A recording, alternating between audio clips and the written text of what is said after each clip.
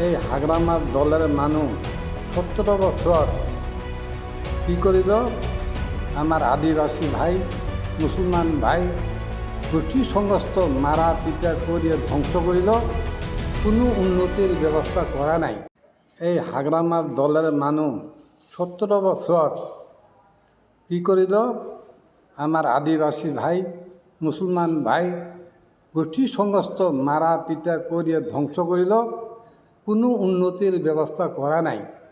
গতিকে বিজেপির জৰিয়তে আমাৰ ইপিএফ দলেৰ প্ৰমোদ বড় সাৰে এই শান্তিতে আমাৰ বিটিৰাত আনিছে।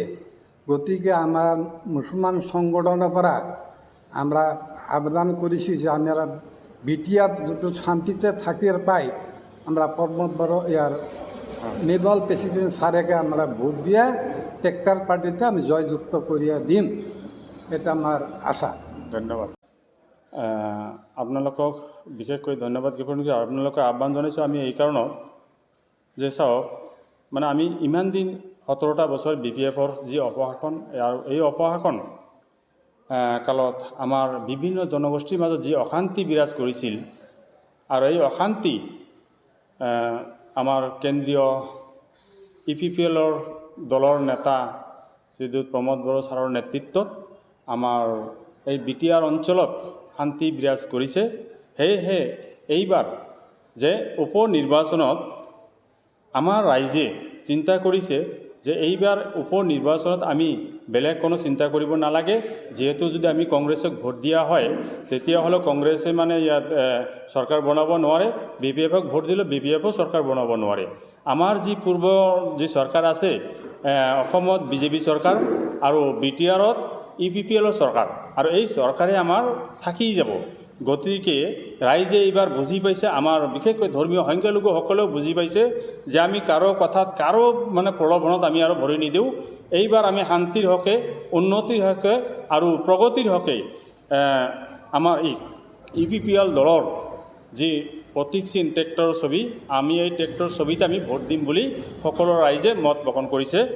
তো ইয়াত যে 17 বছৰে বিশেষকৈ 17 বছৰে যে BPFৰ আমলত আমাৰ ধৰ্মীয় সংখ্যালঘুসকলে কোনো এজন ব্যক্তিয়ে মাটি পাট্টা পোৱা নাই, কিন্তু EPPL চৰকাৰ অহাৰ পিছত আমি বহুখিনি ঠাইত ঈদগাহৰ মাটি, কবৰস্থানৰ মাটি, মছজিদৰ মাটি আমি পাবলৈ সক্ষম হৈছোঁ। আৰু ইণ্ডিভিজুৱেল হিচাপত বহুত ব্যক্তিয়ে ব্যক্তিগতভাৱেও মাটিৰ পাট্টা পাবলৈ সক্ষম হৈছে আৰু ইতিমধ্যে কাম চলিও আছে। সেয়েহে BTRৰ সকলো ধৰ্মীয় সংখ্যালঘু ৰাইজে এইবাৰ উৎফুল্লিত হৈছে। আৰু বিশেষকৈ আমাৰ চিডলি 31 নং চিডলি সমষ্টিৰ ভিতৰত যিমানখিনি আমাৰ সংখ্যালঘু ৰাইজ আছে, সংখ্যালঘু ৰাইজ অধিকাংশই আমি EPPLত ভোট প্ৰদান কৰিম বুলি তেখেতসকলে মত প্ৰকাশ কৰিছে। তো এইবাৰ আমাৰ যে মানে BTRৰ চিফ মহোদয় যেনেকুৱা ধৰণৰ সকলো জাতি ধৰ্ম বৰ্ণ নিৰ্বিশেষে সকলো জনগোষ্ঠীক যেনেকৈ মানে মৰম মানে দি পেলাই আগুৱাই লৈ গৈ আছে আৰু শান্তিৰ বাতাবৰণ যি মানে বৈ আছে আৰু শান্তিৰে মানুহে বসবাস কৰি আছে, অশান্তি ইয়াত এতিয়া মচিমূৰ হৈ গৈছে। আৰু সেইকাৰণে ৰাইজে উৎফুল্লিতভাৱে এইবাৰ মানে ৰাইজে একত্ৰিত হৈ বিভিন্ন জনগোষ্ঠীৰ মাজত আমি যাব পৰা হৈছে। এই পৰিৱেশটো অহাৰ কাৰণে মানে EPPL দলক সকলোৱে ছাপোৰ্ট কৰিছে।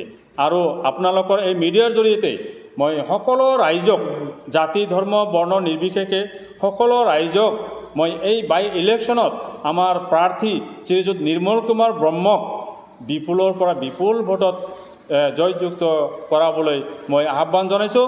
লগতে আমাৰ ধৰ্মীয় সংখ্যালঘু মানে যিখিনি আমাৰ এৰিয়া আছে 34,000 ভোট আছে, তো এইখিনি আমাৰ ধৰ্মীয় সংখ্যালঘু ৰাইজক আমি বিনম্ৰভাৱে অনুৰোধ জনাইছোঁ যে শান্তিৰ হকে আৰু ভূমি অধিকাৰ আমি পোৱাৰ হকে আৰু উন্নয়ন যি ত্বৰান্বিতভাৱে উন্নয়ন হৈ আছে, ৰাস্তা ঘাট দলং ইত্যাদি মানে উন্নয়ন হৈ আছে, সেই হেতুকে আৰু লগতে স্কুলৰ যি মানে প্ৰভাঞ্চলিজ হৈ আছে, টিচাৰ আমি পাই আছোঁ, চাকৰি বিনা পইচাত চাকৰি প্ৰদান কৰি আছে। সেই হেতুকে মানে প্ৰমোদ বড়ো ছাৰক সকলো ৰাইজে স্বতঃস্ফূৰ্তভাৱে মৰম চেনেহেৰে এইবাৰ এই বাই ইলেকশ্যনত ট্ৰেক্টৰ ছবিত ভোট দিবলৈ আহ্বান জনাইছোঁ আৰু ভোট দিব প্ৰদান কৰিব বুলি মোৰ দীৰ্ঘ বিশ্বাস। এইখিনিয়ে কৈ